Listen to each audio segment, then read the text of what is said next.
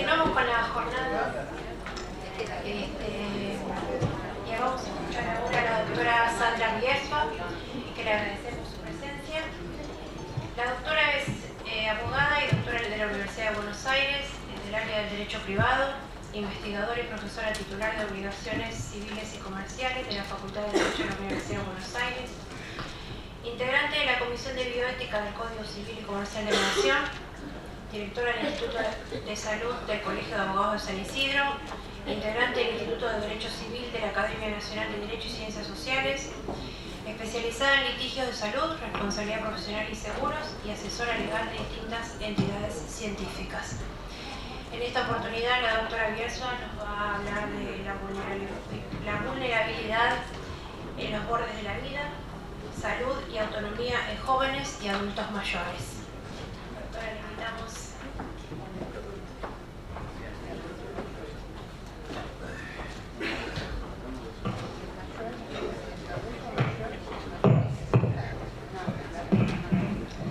Buen día y muchas gracias por la invitación. Un gusto estar aquí compartiendo ya este mediodía con ustedes. Gracias a Fulvio, a Yamil, a Santiago y bueno, a todos los presentes y al cuerpo de apoyo administrativo que yo no llegué a edad temprana a esta casa, pero sí me siento absolutamente acogida y con un esfuerzo y un interés en producir conocimiento que es realmente destacable y que me hace sentir muy alegre y contenta de estar con ustedes hoy aquí.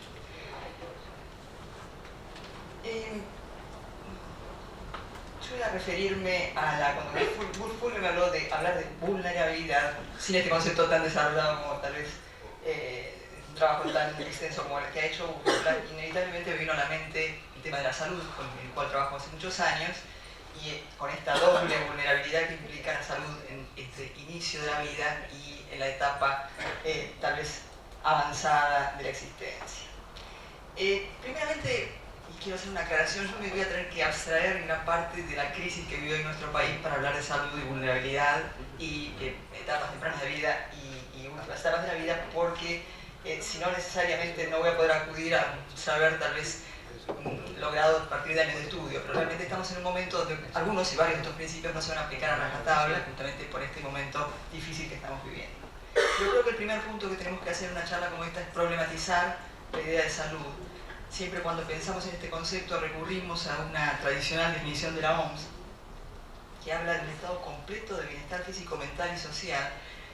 Sí, que grandes médicos argentinos en su etapa final de trabajo se han dedicado, por ejemplo, a la antropología, como fue Paco Maglio,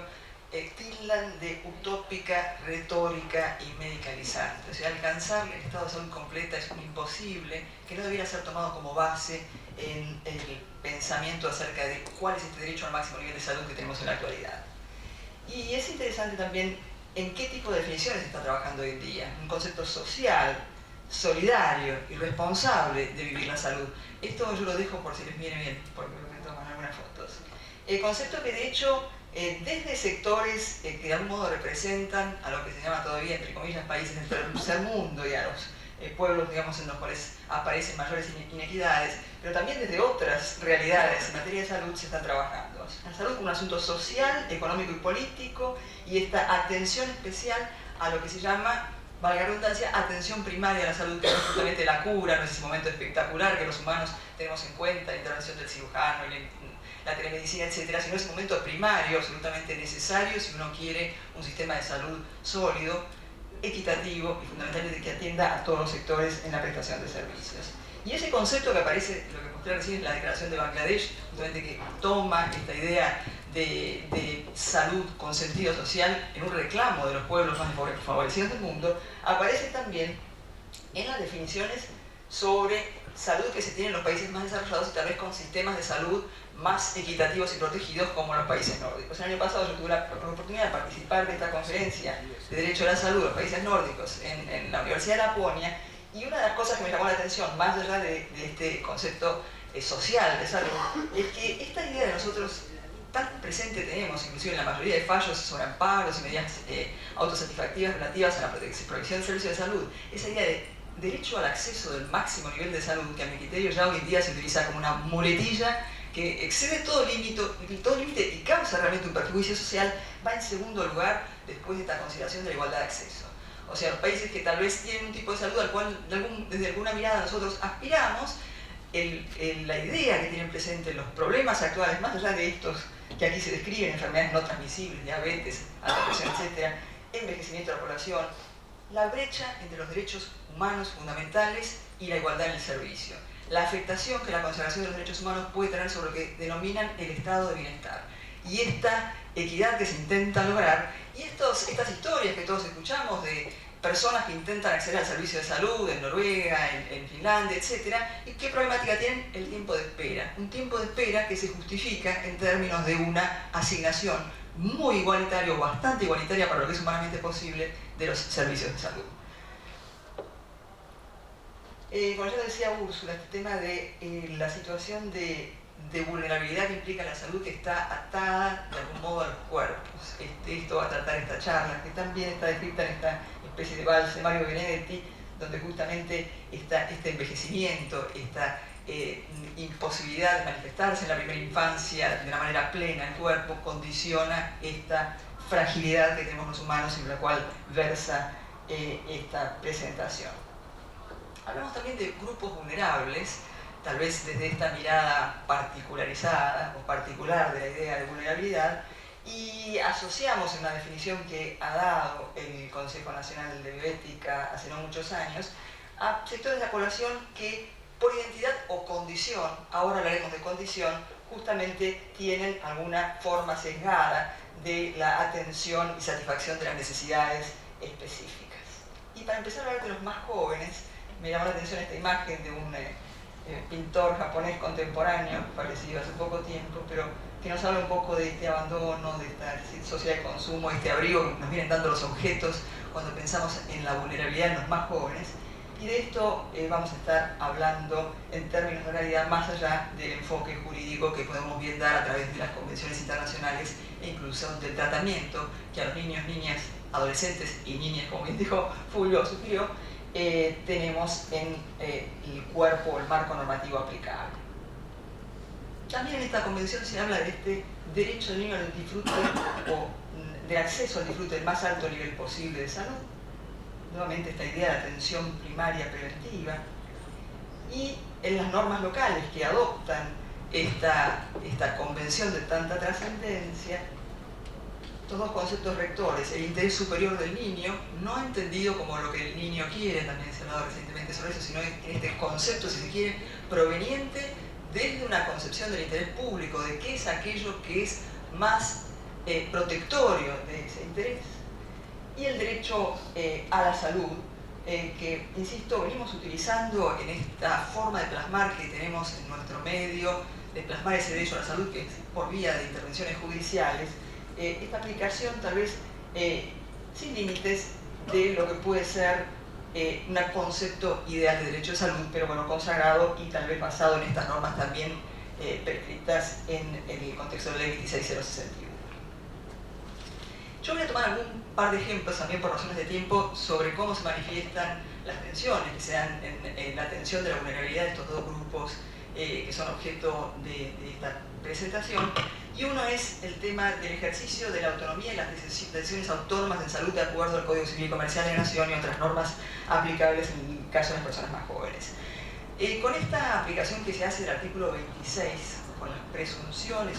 decisorias en función de la edad de los más jóvenes, solemos olvidarnos de una norma también absolutamente trascendente en materia de decisiones en las personas más jóvenes y en cualquier área de la vida, que es el artículo 59. El derecho vigente, en normas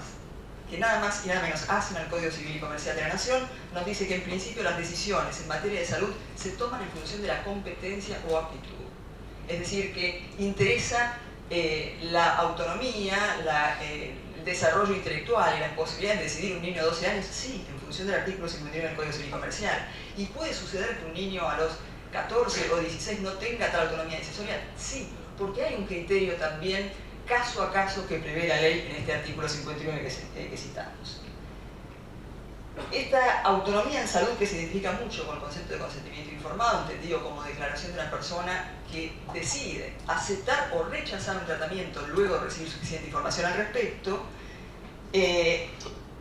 está, como decía, íntimamente relacionada con esta concepción de su aptitud para decidir, que es un concepto distinto y ajeno al de capacidad jurídica, aplicable en todo caso con mayor eficacia, eficiencia para lo que son negocios jurídicos con terceros. Y esto tiene base, como decíamos, en una norma concreta del Código Civil y Comercial de la Nación. Ahora, ¿qué sucede? Creo que especialmente para casos donde no hay adultos presentes que pueden ejercer el rol de progenitores, o hay un conflicto insalvable con los adultos, aparece esta norma de muchísimo interés, que es el artículo 26 del Código Civil y Comercial de la Nación, que establece una presunción iuris tantum, es decir, susceptible de ser dejada de lado en casos concretos, pero de mucha utilidad, reitero, según mi criterio, para casos donde no hay adultos presentes o donde hay conflictos insalvables para lograr la atención, para evitar que este estado de medicina defensiva en el cual vivimos, en una sociedad especialmente litigiosa, no lleve a que la ausencia de padres o el conflicto impida la atención. Bueno, en función de eso, una norma muy interesante como es este artículo 26, que habla de tratamientos no invasivos ni especialmente riesgosos, para los cuales se presume la aptitud del menor para decidir a partir de una edad muy temprana, 13 a 16 años, con asistencia a los progenitores cuando el procedimiento sí es invasivo o riesgoso, y una presunción de clara aptitud definitiva para la decisión sobre actos médicos desde los 16 años. Entonces, insisto, norma general, competencia a evaluarse caso a caso con presunciones de mucho interés en ciertos casos, y sin olvidar que la Argentina tiene un sistema de salud o de leyes de salud fragmentado. Nosotros tenemos leyes por jurisdicción, tenemos leyes por enfermedad, SIDA, Chagas, sífilis, leyes por especialidad, enfermería, medicina, etc. Y por procedimiento, leyes para piercing, leyes para transfusión sanguínea. Toda esta fragmentación lleva a que, por supuesto, en ciertos casos, haya normas que no dicen exactamente lo mismo. Nosotros en la Ciudad Autónoma de Buenos Aires tenemos una ley de salud reproductiva que dice que se aplica a las personas en edad fértil. Entonces esto no va exactamente en línea con lo que acabamos de decir de los artículos 59 y 26, y para la solución de estos casos se habla del diálogo de fuentes. Este esquema, que es realmente interesante a mi criterio y al de muchos, requiere lo que llamamos teóricamente un diálogo de fuentes, pero que en términos prácticos hay que ver cómo lo aplicamos. Y cuando uno ve los fundamentos del código y ve a sus máximos intérpretes, es decir, bueno, ¿cuál fue el sentido de la regulación, por ejemplo, para los más jóvenes en el Código Civil y Comercial de la Nación? Y bueno, salirse de un esquema decimonónico, de un pater que dominaba y los niños eran sujetos de derecho, etc. Pero resulta que el código empieza a aplicarse cuando nos encontramos con una sociedad horizontalizada, con una problemática absolutamente diferente, con problemas derivados de esa horizontalización, y para la cual una aplicación literal de lo que son estas presunciones del artículo 26 podría ser perjudicial. Es un viejo chiste. Los padres aliados con el docente en la década del 60, de algún modo impartiendo lo que consideran impartición a su hijo, en la actualidad aliados con su hijo en contra de la autoridad docente, y a eso me refiero cuando sugiero y entiendo que debe haber una interpretación actual de estas normas y pensar también en los límites que deben existir en su aplicación. Y de otro lado, el niño, el joven, como un sujeto de consumo, atrapado por ciertas invitaciones a la autonomía pronta, la famosa, como uno cuenta a veces a colegas que no son de nuestro país, que en la Argentina hay una costumbre arraigada de sortear en los cumpleaños de 15 operaciones para prótesis mamarias, o sea, para que niños jóvenes de 15 años se aplicaran estos dispositivos, y piensa en una forma muy, tal vez, a mi gusto, no del todo adecuada a interpretar este artículo 26, y lleva a reflexionar. Es muy interesante para ciertos casos, pero hay que entender los fenómenos actuales, las tensiones a las que asistimos, y aplicar estas normas de tal modo que los niños puedan ser realmente libres, pero que no tengan la libertad de un náufrago en una isla, sino que puedan, en la medida de lo posible, ser acompañados en sus decisiones por las personas que justamente hacen a sus vínculos más cercanos. Otro de los temas que afecta en la actualidad con mucha fuerza el tema de la salud de los más jóvenes es el de la vacunación. Y no me refiero a la coyuntura actual argentina tremenda de falta de vacunas, sea por razones económicas o falta de expertos en la distribución de este sustancial producto. Pero incluso más allá de la crisis, esta pelea mundial que existe entre los movimientos antivacunas, que dice, donde ¿quiénes son? ¿Ustedes son los padres de mi hijo? O los gobiernos son digamos, quienes ejercen este derecho, como si los estados tuvieran alguna posibilidad o no, cuestionando la posibilidad de los estados de regir los aspectos que hacen a la salud pública. Bueno, en nuestro país, desde hace muchos años, pero fundamentalmente a partir de la entrada en vigencia de la ley de vacunación o de control de enfermedades prevenibles por vacunación, la vacunación es un bien social, es una política de Estado, y la vacunación del Plan Nacional de Vacunación Obligatorio no solo es gratuita, sino que hasta puede ser indicada con carácter compulsivo y utilizarse la fuerza pública para la aplicación de esas vacunas. Sobre lo que llama la atención, y es que habla mucho de lo que sucede en la actualidad con esta codistribución de los recursos de salud que nosotros vivimos a través de los tribunales y que creo que es muy nociva socialmente, es que nosotros, por ejemplo, tenemos un fallo de la Corte donde ya se dijo con claridad y antes de la vigencia de esta ley que la vacunación era compulsiva, aún en contra de los valores familiares o de los valores religiosos y filosóficos que pueda tener la persona. Y no porque la vacunación no tenga riesgos. En Argentina también tenemos algunos fallos donde debió juzgarse ex post facto el daño sufrido por una persona, el daño absolutamente extraordinario por causa de una vacunación. Pero el valor de la vacunación, si máximo en un país que vivió la epidemia de la polio, como la Argentina en la década del 50, y con la cantidad de personas que fallecieron y de personas que quedaron grandemente afectadas desde el punto de vista de su capacidad física, la vacunación es una cuestión de salud pública obligatoria y que va más allá de las normas que precedentemente califiqué, porque esto hace al interés colectivo. Y sin embargo nosotros la semana pasada, hace poco tiempo en Mendoza, antes en Provincia de Buenos Aires, en San Isidro tiene su caso, seguimos preguntándole a la justicia por lo mismo, si hay, qué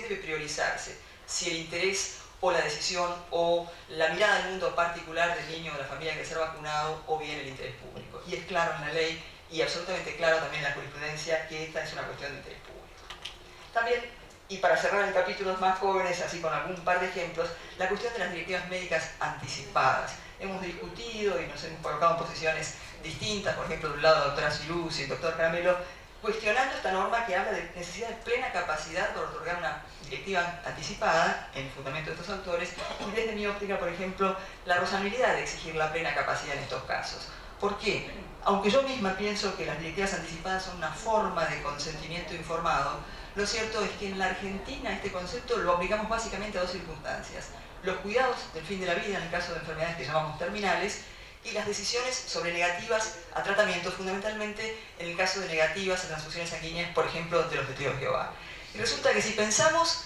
en aplicar un criterio como proponían Ciruzzi y Caramelo, de, bueno, si la persona es de algún modo apta desde el punto de vista de su competencia para decidir el fin de su vida a los 16 años, y uno de los dos casos que inspiró la ley de muerte digna se vinculó con esta situación, ¿por qué no permitírselo?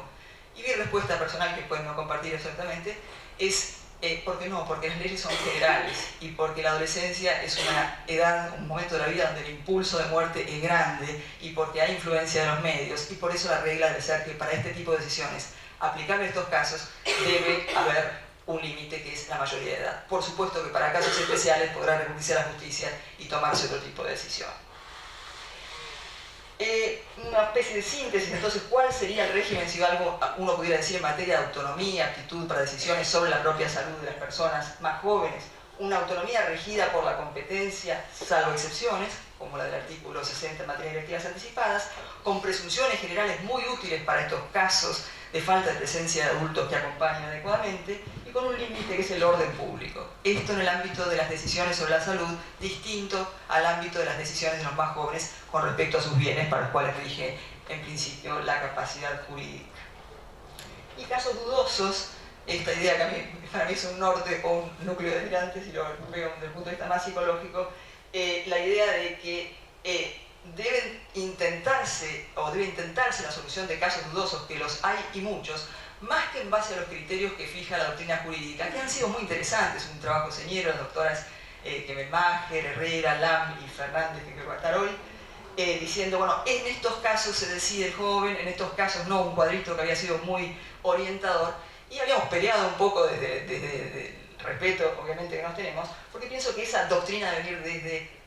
la medicina fundamentalmente. Son los propios servicios que trabajan con salud mental de jóvenes, con pediatría, con adolescencia, etcétera, quienes saben exactamente la problemática que tienen, y creo que desde ahí, tal vez con más tiempo, pero con seguridad, y hay que alentarlo, deben aparecer los protocolos acerca de cómo actuar en casos dudosos, y la judicialización deberá ser la última instancia para resolver este tipo de conflictos, según mi lectura. La segunda parte, los adultos mayores, y para esto me gustó la imagen de un Maradona que no es el futbolista, sino Esteban Laureano, que fue un gran médico argentino, rural, y que realizó un gran servicio, incluso con población originaria de nuestro país. Pero lo traje así a esta charla porque fue una persona que desempeñó su gestión profesional por más de 60 años, o sea, a los 80 años, edad que claramente integraría la categoría de adultos mayores hoy, seguía ejerciendo esta actividad. Y esto nos aleja un poco de esa idea de viejismo que tanto describe la experta nacional en tema de adultos mayores, que es Isolina Dabove. El tema del viejismo o edadismo, llamado en otras lecturas. Unas estadísticas así interesantes cuando uno está en el tema. Tenemos una población de 7 billones de personas, 7 millones de personas actualmente en el mundo. Población de adultos mayores en franco crecimiento, casi un 10%, se piensa en casi más de un 15% para el año 2050. Y primera vez en la historia, fíjense, 2018, donde los mayores de 65 años superaron en cantidad a los menores de 5 años en todo el mundo. Grandes diferencias en cuanto a esta presencia de población adulta mayor: 1% de la población en Qatar, 2% en Angola, Burkina Faso, Japón, Mónaco, también Alemania, Finlandia por encima del 20%, y Argentina 11% de población de adultos mayores, y un envejecimiento que justamente depende de factores múltiples, algunos individuales, condiciones físicas, genéticas, etc., otros colectivos, ambientales, geográficos. Ahora que se habla mucho de la medicina personalizada de precisión, que acumula no solo los datos genéticos, medicina tradicional, sino grandes datos, se dice, por el código postal de una persona ya tenemos mucha idea acerca de cuál va a ser su condición de vida, porque ya sabemos tenemos una cantidad de datos sobre cuestiones ambientales. Bueno, y estas son las conductas que se vinieron observando con el tiempo como justamente causantes de vulnerabilidad en la población adulta mayor. Y la Convención Interamericana sobre Protección de Derechos Humanos de las Personas Mayores, que Luciana mencionó anteriormente, parece interesante que ya en las definiciones que da su principio describe claramente cuál es la problemática existente con la población adulta mayor: abandono, cuidados paliativos, maltrato, servicios o necesidad de servicios integrados, y luego en la descripción que se hace de los derechos, mucho más extensa que la mayor parte de las convenciones internacionales. Mi lectura es que, porque es la más moderna, aprendieron de las demás, extensísima descripción de los derechos a los cuales las personas adultas mayores tenemos pronto, justamente protección en esos casos. Y nuevamente algún par de reflexiones sobre situaciones puntuales que se dan en el tratamiento local y problemáticas que se dan en materia de cuestiones de la salud y autonomía de los adultos mayores. Una de ellas, alguna discusión que una vez tuve con un escribano de San Isidro, la cuestión de las directivas anticipadas. Fundamentalmente el problema o la problemática, la discusión que hemos tenido con profesionales afines fue si es realmente necesario, en el caso de directivas anticipadas, formalizarlas mediante algún medio especial. Fíjense que la norma, nuevamente me refiero a la norma del artículo 60 del Código Civil y Comercial de la Nación, ya no exige una forma especial para la instrumentación de este tipo de directivas. Y sin embargo, la Ley de Derechos del Paciente, que sigue vigente y que tiene una influencia interesante en todo el país, más allá de la posible interpretación sobre carácter local, discutida, exige formalización por escrito ante el tribunal público o juzgados. Y existe una aceitada costumbre en instituciones, por lo menos de la capital de la Ciudad Autónoma de Buenos Aires y de la provincia de Buenos Aires, de llevar adelante procedimientos de directivas anticipadas en el contexto nosocomial, con asistentes sociales, psicólogos, etc., sin esta necesidad de formalización. Y este planteo que se hacía a veces desde la especialidad notarial de que era necesaria la instrumentación por escrito. bueno, una lectura personal, de modo alguno es necesario, por supuesto que el quiere instrumentar la directiva anticipada mediante testigos, con escribano, etc., tiene su derecho, tienen utilidad estos registros, pero de modo alguno son necesarios, y ahora con la protección de una ley que es posterior, y en este aspecto es especial, así que perfectamente se pueden instrumentar por medios no formales porque la forma exigida no es solemne. Otro tema interesante es, ¿se pueden anticipar estas directivas? Antes Úrsula dio un ejemplo, en el caso extranjero, pero se pueden implementar estas directivas en cualquier estadio de esta persona que tal vez por un envejecimiento que de algún modo le haya limitado sus poderes decisorios, pueda ser calificada también como una persona con discapacidad. Y hay un precedente interesante de la Corte Suprema de Justicia de la Nación, pero que se refirió a una persona totalmente discapacitada, como el caso de M.A., una persona que en su juventud, por un siniestro vial, había quedado en estado vegetativo persistente. Y me interesó mucho la reflexión que hizo sobre este caso para entender este planteo de la persona adulta mayor y su posibilidad de decidir. ¿Qué es lo que sucedió en ese caso? Bueno, había una gran oposición a justamente desconectar a este paciente internado por 20 años en una clínica, y la Corte, al tomar su decisión favorable a la desconexión, y esto no sé si está en el análisis del fallo o lo escuché alguna vez a algunos de los integrantes de la Corte mencionarlo, no quiso recurrir a la estrategia de que el que decidiera fuera el representante por todo esto, lo que implica decidir digamos, esta directiva anticipada por otro. Y recordó o aceptó una prueba que le hicieron las hermanas de este paciente, que había sido una revista del Reader's Digest, que parece que el paciente había leído 20 años antes en un colectivo cuando viajaba con su hermana, y había una referencia al caso Quinlan, uno de los primeros casos de estado vegetativo persistente, y parece que había hecho su hermana: si a mí me pasa esto en el futuro, por favor sáquenme los medios extraordinarios. Y la Corte apeló a esta prueba para decir, esto fue una decisión del paciente en sí, y no entrar en esta cuestión de que se decida por otro. Bueno, esta fuerte impronta para pensar en esta necesidad de que haya, aún con apoyos, una decisión del propio interesado en aplicar o en materializar esta directiva anticipada, que, insiste, aclaremos, el artículo 60 también permite delegar en otro esta decisión, pero ¿en qué momento otorgar esa directiva? Y la otra cuestión, tal vez en esta rápida presentación para tener presente, es el tema nuevamente de los derechos humanos en tensión con la equidad en la distribución de los recursos de salud.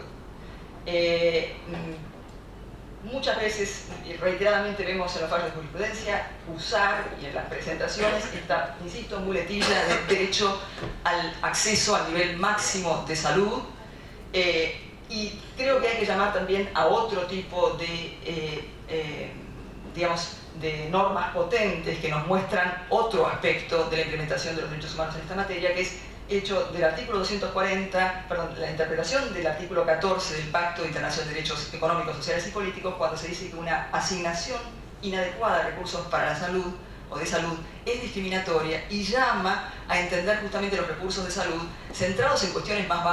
básicas como el agua potable, la vivienda y el acceso a comida, y no tan centrada en lo que nos estamos viendo nosotros, que es en medicación muy costosa, justamente en una evolución no solo de la Argentina, sino del mundo, hacia un problema muy serio y no resoluble tal vez desde el punto de vista jurídico, sino según Saramago político, que es qué vamos a hacer con la atención de las necesidades de nuestra población o que crece más y que puede vivir más años gracias justamente al avance de la tecnología. Y este tema del principio de protección sustentable del consumidor y el acceso al consumo sustentable también a tener en cuenta toda vez que pensamos en una aplicación y una distribución equitativa de la salud. Entonces, unas reflexiones finales. He tomado justamente casos donde hay una asociación, digamos, factores que hacen la vulnerabilidad, edad sumada a salud, categorías que no están ajenas a esta cuestión crítica, que es la de la distribución equitativa de los recursos en la actualidad con una población que envejece, y la idea final, creo que la reitero en muchas presentaciones, esta necesidad de atención sistémica del tema, que los amparos tal vez sean la punta de lanza para entender cuáles son las necesidades y para crear tal vez normas generales que puedan entender socialmente, y no una anárquica presentación constante de situaciones que solo pueden ser vistas parcialmente por intérpretes que no tienen el panorama completo y que podrán ser muy justas en algún caso, pero que generan gran daño a la sociedad como colectivo. Bueno, muchas gracias.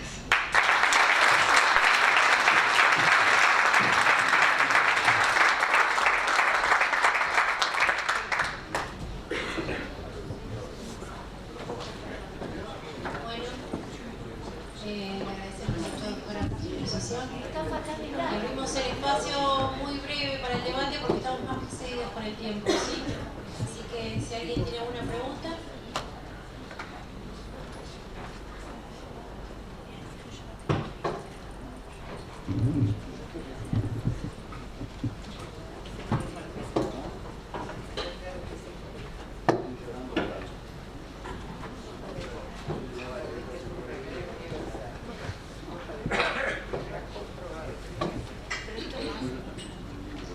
Buenas tardes, doctora. Me gustaría pedirle, ya que evidentemente es absolutamente especialista en la materia, alguna reflexión respecto de las situaciones que se suscitan, según mi experiencia, en los inicios de causas de determinación de capacidad jurídica, muchas veces iniciadas por hijos respecto de sus padres cuando ya llegan a determinada edad y empiezan a presentar alguna problemática incipiente de salud mental, y muchas veces se utilizan estas herramientas con el objeto justamente de bloquear disposiciones patrimoniales que estas personas todavía estén en condiciones de realizar. Y ocurre que muchas veces los juzgados, con un criterio tutelar tal vez excesivo, terminan bloqueando la libertad de los causantes en poder disponer en los últimos años de su vida libremente de su patrimonio, pensando que la jurisdicción entra a tutelar y a colocarles un sistema de apoyo, muchas veces en cabeza de los propios parientes o de otro agente que termine siendo encomendado, y de alguna manera limitando la libertad individual de esas personas con un criterio o en un afán que en pos de la tutela termina siendo prácticamente poniéndole fecha de caducidad a la capacidad de una persona que avenga a cierta edad mayor. Bueno, las normas jurídicas van en contra de esa línea de pensamiento y creo que algunos de los recursos que pueden efectivamente garantizar esta autonomía que está defendida justamente en este cuerpo de normas que comentábamos, están dadas por un lado por la fijación de apoyos justamente ajenos al conflicto de intereses que plantean estas situaciones, al reconocimiento de este nuevo paradigma en materia de autonomía de las personas adultas mayores y, bueno, básicamente eso, o sea, ese esquema tutelar de, digamos, si está el doctor Lucero acá me va a explicar, pero discapacidad proveniente de la edad no surge de la ley, al contrario, nosotros tenemos una autonomía progresiva en el inicio de la vida, pero no tenemos una autonomía regresiva en el final de la vida. Así que acá sí tiene que ser, desde el derecho y desde la realidad, una cuestión específica de competencia de la persona, y creo que la mejor manera de resguardarlo es explicando a los jueces la existencia de este nuevo esquema normativo que es el que rige estas relaciones, y segundo, procurando la intervención de personas que no estén en conflicto de intereses con los interesados en este caso, para que realmente orienten al juez acerca de cuáles son las decisiones adecuadas.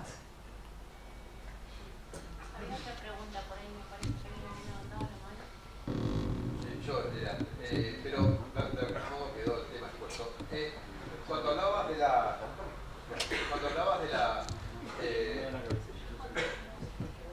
capacidad de autonomía progresiva, digamos, en los jóvenes, ¿cómo te parás frente a las cuestiones de operaciones o cuestiones que tienen que ver con el sexo autopercibido?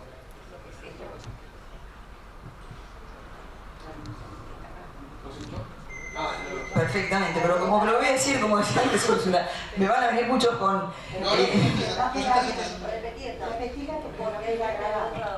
Que le pregunté acerca de cuál es su posición respecto de los menores y la madurez progresiva en términos de adaptaciones del cuerpo respecto del sexo autopercibido. Conceptualmente, totalmente a favor de las novedades normativas sociales en materia de género autopercibido como fenómeno a respetar en la actualidad, muy crítica respecto de su aplicación a personas que no tienen autonomía para decidir. Creo que hace falta una evolución en el conocimiento, creo que hace falta, incluso escuchando a especialistas en salud mental, que tal vez, bueno, estamos en esta época también de actualización de los criterios hasta psicoanalíticos en función de los fenómenos sociales, pero pensar en un chico de 5 años que pueda tener definida su sexualidad como para justificar una operación de cambio de sexo me parece una cosa peligrosa. Los fundamentos que he escuchado en los defensores de este tipo de cuestiones me parece que no tienen justamente el sustento que digamos, pueda ser sostenido a largo plazo. Creo que hace falta una experiencia. Temo por la influencia de los quienes son llamados a ejercer la función paterna, materna en estos casos, y, digamos, y definiendo algo que tiene mucho que ver con un futuro instalado para estos jóvenes. Y en esa medida me parece que hay que hacer un llamado a la prudencia. La utilización del artículo 26 del Código también es un límite para este tipo de decisiones, y creo que hay que ser muy cuidadosos en estas decisiones antes de alcanzar los jóvenes una autonomía para realmente poder definir sobre su salud.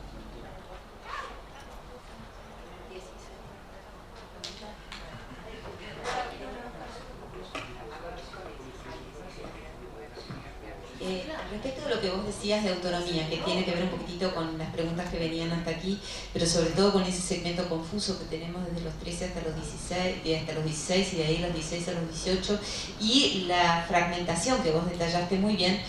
A mí me tocó una vez hacer un cuadro sobre toda la legislación a partir del nuevo Código Civil, y hay un montón de legislación convergente y contradictoria.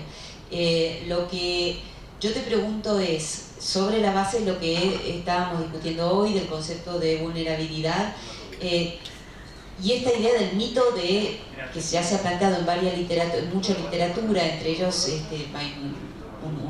un libro fabuloso así de gordo sobre el que se llama La invención de la autonomía, jugando con el encuentro de la autonomía y la creación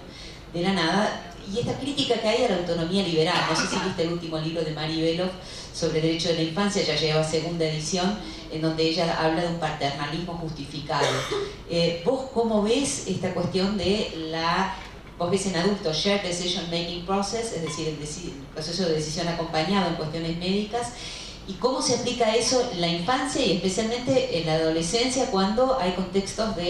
muy diversos de adolescentes? Es decir, tenés sobre todo los adolescentes en hospitales públicos, que son chicos que están expuestos a situaciones familiares de muchas soledades y de muchos abandonos, y niños que a lo mejor, o adolescentes que toman decisiones en contextos mucho más cuidados, es decir, hospitales a lo mejor privados, con familias compuestas que pueden acompañar, que pueden hacer sustentable un tratamiento. Me acuerdo muy precisamente un caso que me vino 1000 veces a la cabeza con el nuevo código, de una chiquita que yo conocí, que tenía cáncer, que tenía 15 bordeando los 16, había sido abusada y se había tirado de la Villa 31 del piso ese alto, y se había quebrado una pierna que le tuvieron que amputar en virtud, y así se descubrió el cáncer. La única que la visitaba era su hermano mayor, su medio hermano mayor abusador. Si esa chica hubiera tenido que hacer una decisión respecto de la terminación de su vida, está en la misma circunstancia. Eso es lo que yo me preocupe a la luz de lo que vos venías exponiendo y un poco de cuestiones previas. Quería saber tu parecer. Sí, por eso las decisiones sobre el fin de la vida, justamente, y por ahí no fui clara, pienso que hay que poner un acento importante en la decisión personal y no por representante. Bueno, comparto lo que vos decís, aunque con una diferencia. Yo no veo la soledad, o sea, la soledad en hospitales públicos muchas veces está condicionada por el ambiente. Esto no impide la soledad en los hospitales privados por otro tipo de ambiente. Y sí, yo soy partidaria de que los seres humanos en general tomemos en la medida de lo posible decisiones acompañadas, no solo los jóvenes, pero más los jóvenes. Y un poco lo que quise expresar aquí es que estas normas, estas presunciones que tenemos ahora, tienen que estar presentes porque vivimos situaciones donde esta compañía no es posible y esto es un fenómeno humano, actual pero humano, pero a lo largo de la historia. Entonces, a ver, en síntesis, no sé si estoy contestando, es propiciar la decisión acompañada en la juventud, en cualquier etapa de la vida cuando es posible, pero más en la juventud. Ahora, si esta no existe y esto implica realmente la falta de tratamiento en una sociedad de idiosincrasia que sí es la nuestra, muy judicializada, con el ejercicio de una medicina preventiva por el temor o una acción por la forma de ejercer, dar un lugar trascendente a esta norma que dice actúe igual aunque no exista esta decisión acompañada. Bueno, le agradecemos mucho, doctora.